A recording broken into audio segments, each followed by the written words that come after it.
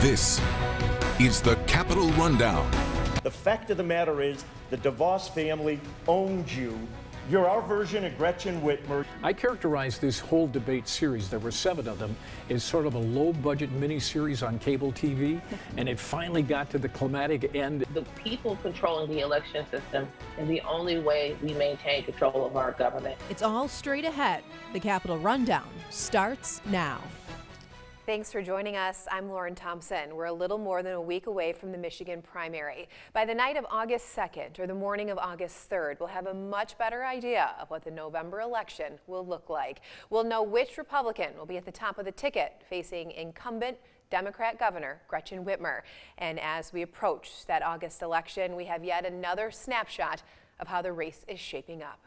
A new poll by the Detroit News shows Tudor Dixon is still in the lead, but with just 19%, she's down quite a bit from a previous poll, and her lead shrunk from 11% to just 4%. There's also not much daylight between second, third, and fourth place, who are all within the margin of error.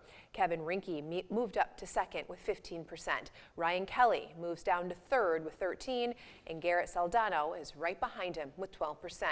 Ralph Reband picked up just 2%. Those numbers again, though, don't add up to 100% because 38% of Republican voters say they still don't know who they'll vote for. So while Dixon has a lead, the race is still up for grabs. The poll by the Glenn Gariff Group was conducted between July 13th and 15th, and it has a margin of error of plus or minus 4.4%. Well, at least one of the candidates has taken notice of Dixon's frontrunner status, and he is lashing out with an attack ad. Check it out. We've seen it before. Establishment Republicans like Tudor Dixon who say anything to win President Trump's support, then betray him when it matters most. Yep, that's Tudor Dixon. Kevin Rinke is running this ad on air and online, criticizing Dixon as the candidate endorsed by the DeVos family. That includes Betsy DeVos, a former state party chair and President Trump's Secretary of Education. She resigned on January 8th, 2021, citing Trump's role in the attack on the Capitol just 2 days before. So as you can see, it's certainly been another fascinating week here in Michigan politics. So here now to break it all down for us are Kiera Lake and our Capitol correspondent, Tim Skubik. All right, Tim, well, thank you so much for joining us as always. Now, we do have the results of that Detroit News poll, and we're just a little more than a week away from the primary. What do you have to make of those numbers? First of all, it's great to see you in person. I know. Social distance, however, right? Always. But it's great to be with you. The polling data says that this is basically a statistical dead heat. The presumed frontrunners are Tudor Dixon, but her lead over Kevin Rinke is within the margin of error, so that's a dead heat. And then the other two guys, Soldano and Ryan Kelly, are just a couple of points behind them. So this could go either way. And the polling data says 2 interesting things. One, Mr. Rinke currently has a lead with people that have already voted. However, Ms. Dixon has a 14-point lead with those that have not voted yet. Now, the question is, who would you rather be? You'd rather be the guy with the votes in hands, okay? So that's one thing. Secondly, what is the path to victory for these other 2 gentlemen who are not spending any television advertising, have very little name ID? What's their path to victory? Their path is the people that show up on Election Day, because those are the Republicans that believe the election was rigged, and come heck or high water, they would never vote absentee. So their hope is that a lot of people show up on Election Day and they could theoretically win. So this race right now is simply a jump ball. Well, coming up next here on The Rundown, we're not done with the Republican race for governor just yet. We'll take you to their latest debate and talk about their tax returns, or lack of them. That's when the Capitol Rundown continues.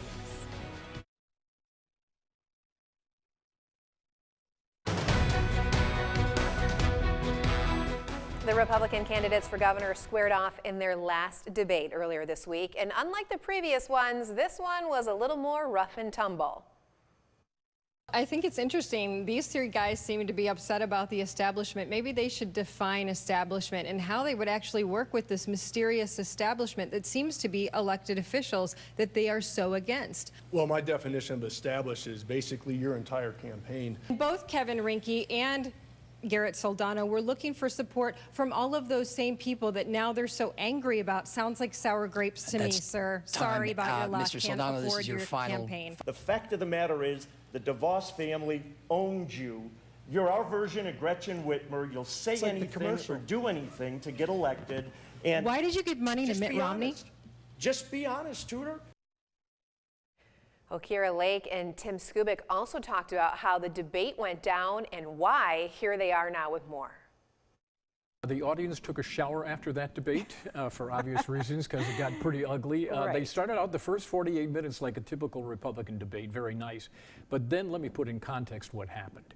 Basically, because this race is so close, and Tudor Dixon appears to have a little bit of a lead, three of the gentlemen took after her, trying to tell the voters that she is not a Trump supporter. She's supported by Betsy DeVos.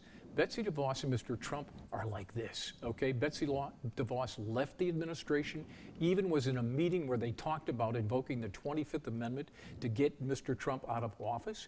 So they were coming after her to kind of paint her as a non-Trumper, which was the code message to Trump voters. She's not one of us, so you better not vote for her. And she fought back and said, you know what, this is just sour grapes. You guys didn't get the DeVos endorsement. You didn't get the Right to Life endorsement. You didn't get the Chamber of Commerce endorsement. Sour grapes, knock it off, let's go forward. Now, do you think that was a good tactic to use for the other gentleman then, to go against Dixon that way? Well, it's always tricky when there's a male-female thing going on and there is an attack going on. But look, this was a Hail Mary on their part. This was the last debate. I characterize this whole debate series, there were 7 of them, as sort of a low-budget mini-series on cable TV, and it finally got to the climatic end, and it had to be a payoff, and that's what it was. So they did what they thought they needed to do. We'll see how it plays out. We'll see, Tim. As always, thank you so much. Good to see you. Well, there's another interesting note about the current crop of candidates. None of them have released their tax returns, and at least one of them, Kevin Rinke, says he doesn't plan to, telling the Detroit News that the move is irrelevant. 2 of the candidates, Ryan Kelly and Ralph Reband, said they would release them, but haven't yet. Garrett Soldano told the paper he would release his in conjunction with his fellow candidates. Tudor Dixon hasn't said whether she'll release hers or not. The only candidate who shared her tax forms is Democrat Governor Gretchen Whitmer, who has posted her federal paperwork online dating back to 2015. Well, coming up, we spent a lot of time focused on the governor's race, but what about that other branch of government? Could the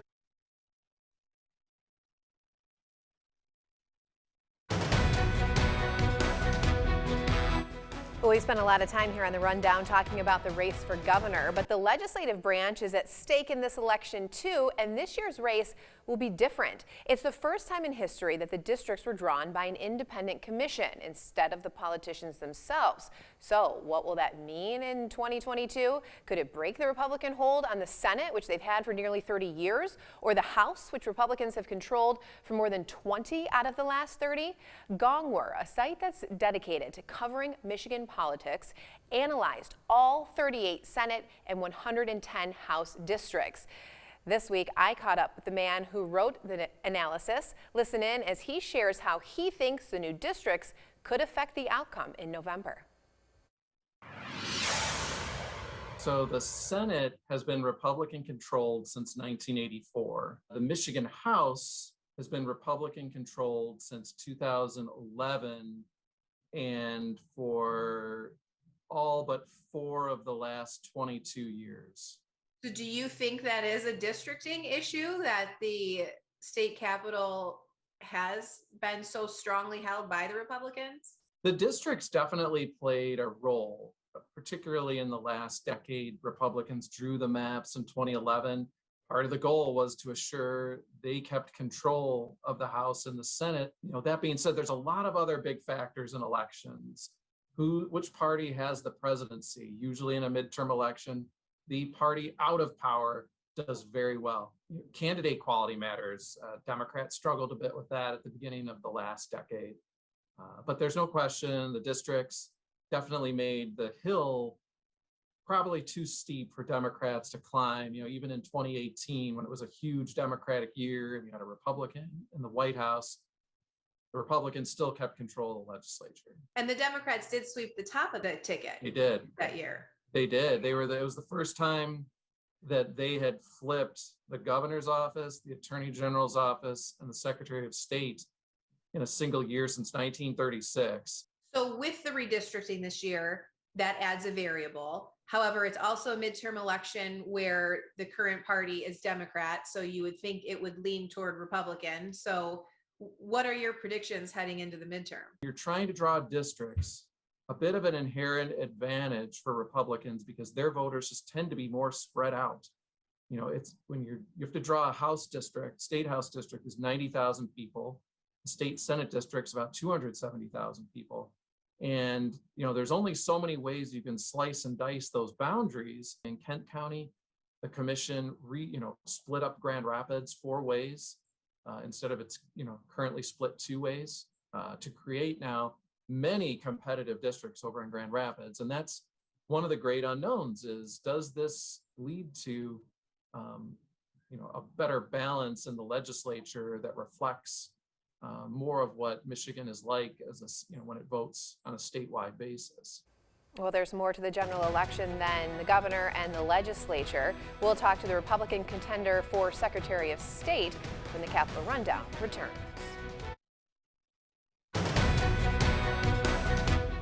When it comes to Secretary of State, the candidate set to challenge Democrat Jocelyn Benson in November was picked by Republicans at their convention earlier this year. Since Christina Caramo doesn't have a challenger in her own party, her attention is already focused on Benson and what she says she would do differently if elected. She also weighed in on why she thinks voters without an ID should not be able to cast a ballot just by signing an affidavit. Take a listen. What is motivating you right now to run for Secretary of State? I'm motivated because the people of Michigan are tired of an election system that is full of corruption and errors and problems, and it doesn't get resolved. And people are frankly told, oh, well, there's always issues. It's not a big deal. And we're always expected to look the other way. And control over the election system is the only way that we maintain control of our government.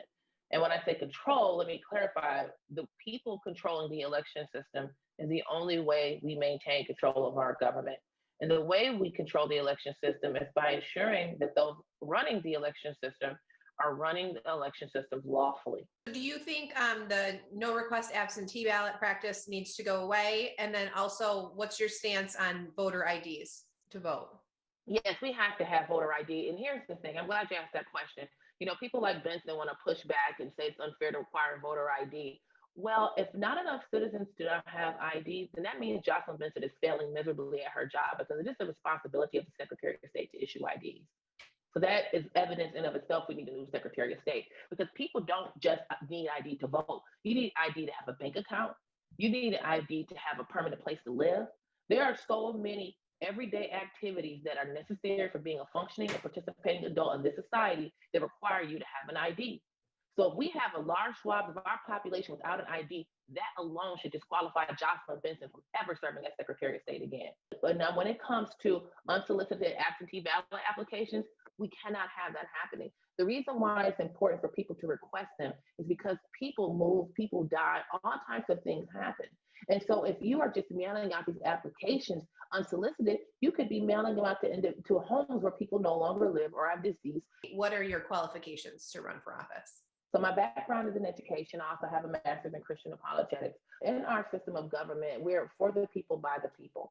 And being a tax-paying citizen, that qualifies me to run for office as Secretary of State. We need to have more everyday people involved in government. And so what we need are just like our founders, just like all movements throughout history, is when everyday citizens who are committed to integrity, who are committed to truth, stand up and work for their fellow man, then positive change happens to the benefit of the people.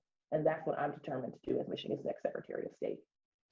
Well, coming up next here on the Capitol Rundown, we travel from Michigan's capital to our nation's capital. More explosive testimony from the January 6th committee this week, and we'll sum it all up for you when the Rundown comes right back.